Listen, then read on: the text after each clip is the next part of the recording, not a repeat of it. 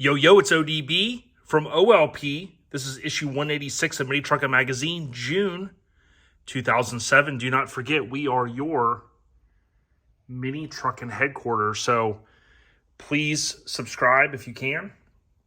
And let's jump right in. So much to talk about. I've been waiting to get to this issue. You basically have Relaxed Taco on the cover with the Erik Coleman graphics. Now, unfortunately, Erik Coleman of the Kolor shop passed away 10 years ago this coming June. So that's a very unfortunate thing. Very talented individual. You have Last Look, the third appearance on the cover for those scoring at home in the upper right corner for the insert photo. So that's definitely a key thing. Makes it the third time it's on the cover. Jason Freedman originally owned the truck. It was sold. I'll talk a little bit about that, and it's changed hands. Joey Whitby ended up with it, and he took this truck on to be featured in Street Trucks and Custom Trucks Mag in Japan, which was super cool. All right, Ernie Macias, rest in peace. His second credited cover.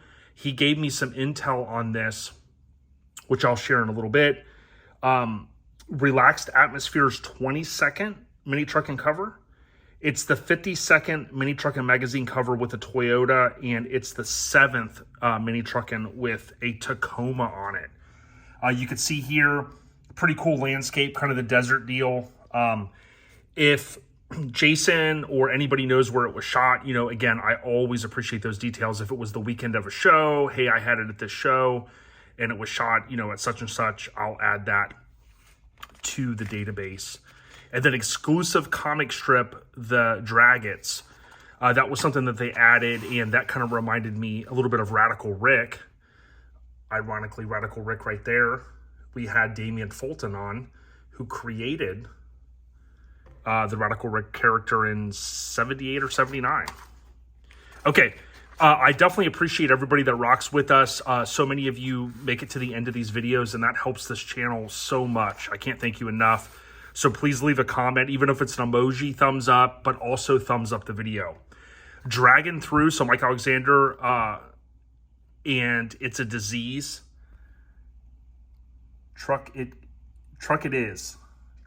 It's, yeah, one of those words that my brain has a hard time saying. This, you know, just kind of talking about the multiple projects, this was a very advantageous project, as was the crazy Toyota with that chassis, but always cool to look back and kind of see the history of what's going on. In memory of a good friend, when Paul Bullis suddenly unexpectedly passed away on Father's Day weekend, June 2006, so that's a little bit of a tribute. You have Havoc in the East. This was always a cool ad, the Navy SEALs. It's one of those where the, if you can't tell, the little, the guys are looking like the tumbleweeds and moving around. Do not want to play with those guys, that's for sure. Okay, so we have this month, we bring you a very special paint and body issue. So I'm looking here at the table of contents overview on the cover.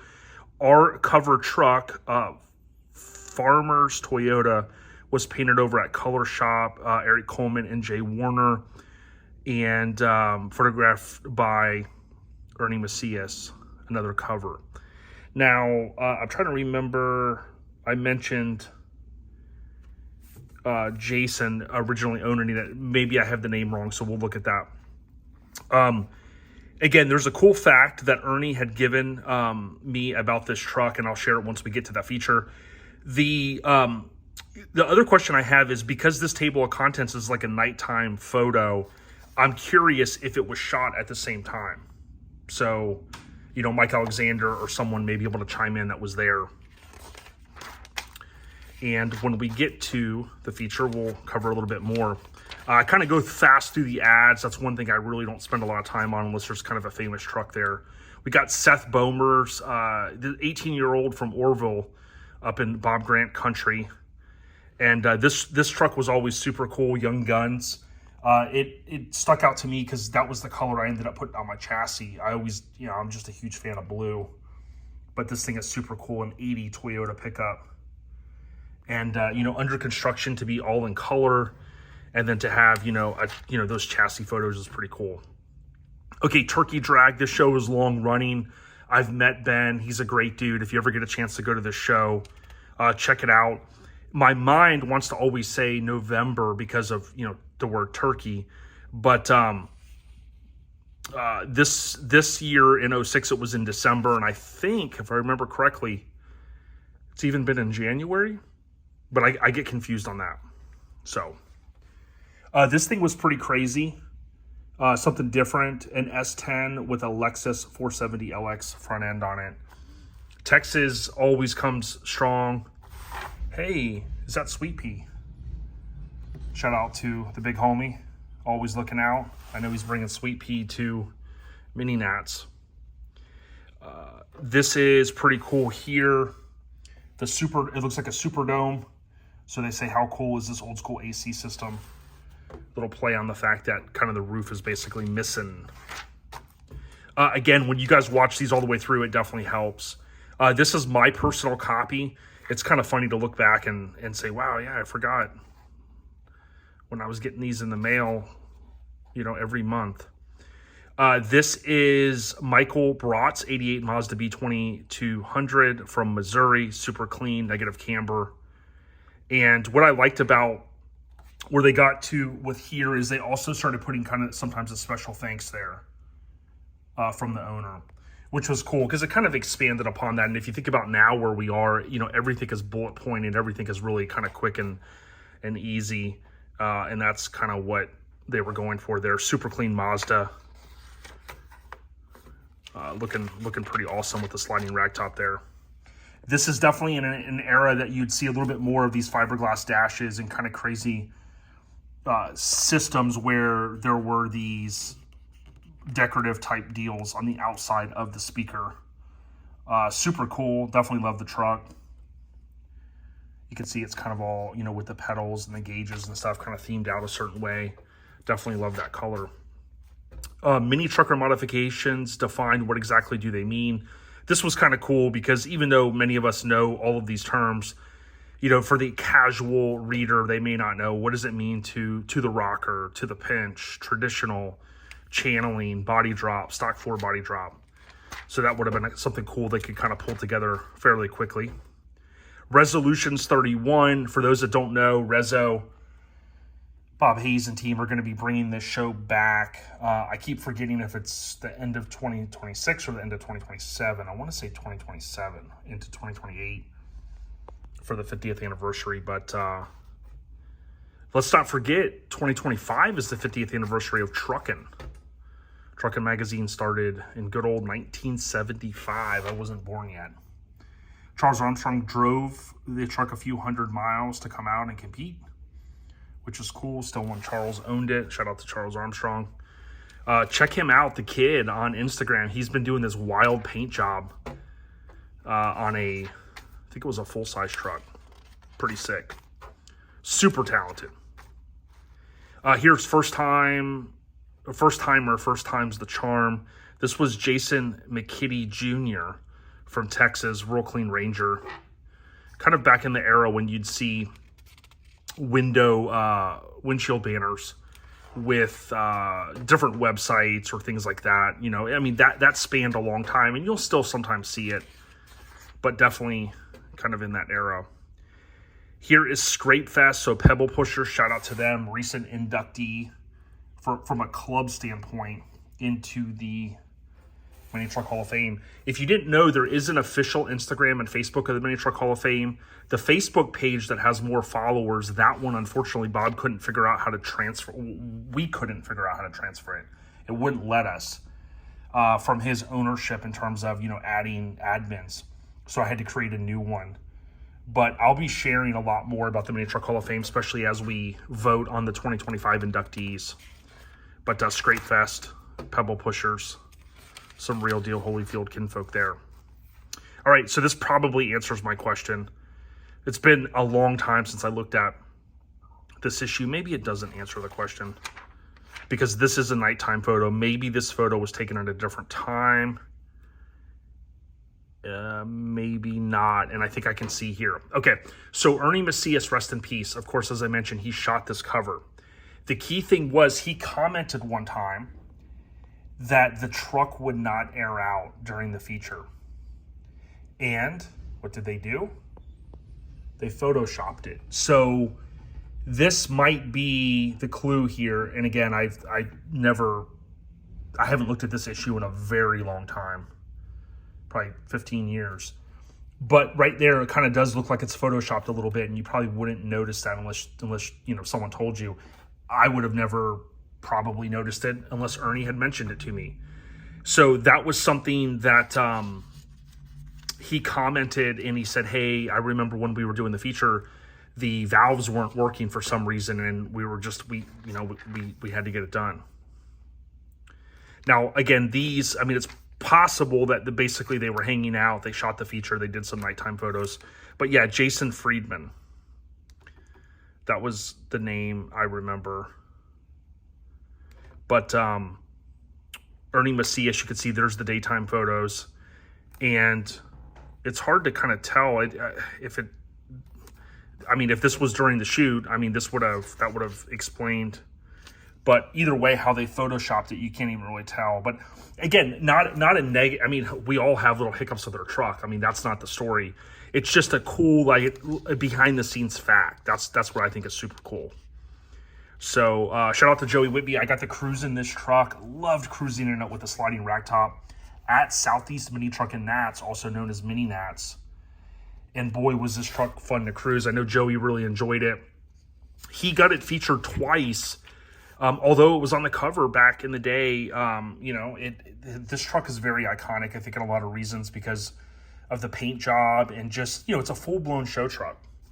And Joey drove the heck out of it, and he enjoyed it, and it did pass on a couple of times to a few people, and Tom Jenkins owns it now. But super cool. This is just a super cool feature here. And, without people like Ernie chiming in, with a little bit of intel. My understanding was the owner had just had it for a long time, and I think it was sitting, and he kind of was ready to move on, and it was perfect timing because Joey scooped it up. And, Joey, although it was a bought truck, right, Joey? He did so much to curate that thing, and he took it to so many events, and it was super cool to have it, knowing the Erik Coleman, rest in peace, and the Cal Concepts kind of battles back in the day, if you will, that we talked about, with Dion and everyone. It was super cool to see it next to the Look That Kills behind the OLP booth. So tip of the cap to Joey for really keeping the pedal stomped on that. Giving back to the community, many truckers pulled together for a good cause. Ernie Macias, rest in peace. Every time I see his name, it's tough. I know I keep saying RIP, and, because I really respected Ernie. It's just tough to keep saying that. Every time I see his name, I just don't believe he's gone. Body work done right, how to use body working tools and supplies. So a tech article. Certainly, if you've got any club mates or homies or people that own these trucks or family members, especially if someone's passed on, send this stuff to them. I'm trying to give everybody kudos, and it's also helping people find, how many people have reached out to me to say, hey, I'm looking for my dad's truck. What issue was it in? Michael Collins, 97 Sonoma out of Virginia, super clean, really awesome graphics. Extended cab, third door, crazy stereo. Awesome artwork. This is the Draggits. So I thought it was pretty cool when it came out. Who didn't, maybe get their start in, whether it was comic books or, you think Radical Rick and all that stuff. It's pretty awesome. This is L&O Larry Neil Oliver.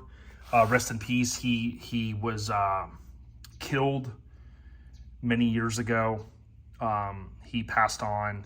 This was the annual show that his family right there put on. My dad got to go to L&O with me. I was gracious enough to win Best of Show one year, probably late 2012 or 2013. And, it was an honor to see the family. And my dad took some video there, which, we still have. And I know after about 20 years, they decided, hey, it was time to move on. And, they certainly, these two folks here, and that was his truck from Hardcore Minis, they certainly, paid respect to their son, and so many people in the scene did by coming out. This Tacoma, it's funny, this is one that Scraping Custom started back in the day, and I had not seen that thing in forever. It came in as a stock truck. They did the tilt bed, body drop, suicide doors, and I hadn't seen it in forever, and a few years ago it popped up. Same guys own it, or same owner, I think, and it was over at a local show. So it was pretty cool. All right, so this is super cool. Top 10 paint jobs of all time. Very, very awesome. Gives me chills just seeing this, and it's ironic because I don't know if I've posted it yet, but I'm going to be doing a video about some items that I received from Dion at Cal Concepts, who owned this truck. You can see Dion's name right there. He's the owner of Cal Concepts. But here we have Derek's truck. This thing was crazy. You have Kyle Gann. Luckily, this thing got featured in Truckin December 92. We talked to Craig, Dion, and K-Daddy about the fate of the truck. If I remember correctly, it was either Dion or Craig was with him when they had the accident. This is Tommy's truck. Literally a day ago from the time of this recording, this truck has popped up online, and his son had been looking for it, and I'm literally not making this up. I posted a bunch of history. There's 3 versions of this truck, but his son got eyes on it, and he has a sneak peek photo of it, so I think he's been trying to get it back. And then, of course, arguably, I would go as far as saying the GOAT mini truck, especially being on the cover as many times as it has, Last Look, being on the TV show and all that stuff. Here's Sideshow Shondell. I've hashtagged a lot of these mini trucks. This one's Sideshow mini truck. So, there's a lot of that stuff, AKA Ahead of You mini truck as well. This truck is still owned by the same guy, if I remember correctly, that commissioned Master MH Customs to build it. It went to Cal Truck Jam and then was shipped overseas. But this was also on the cover of a Japan magazine, which was not Custom Trucks Mag. It was Truck Trends at the time, I think.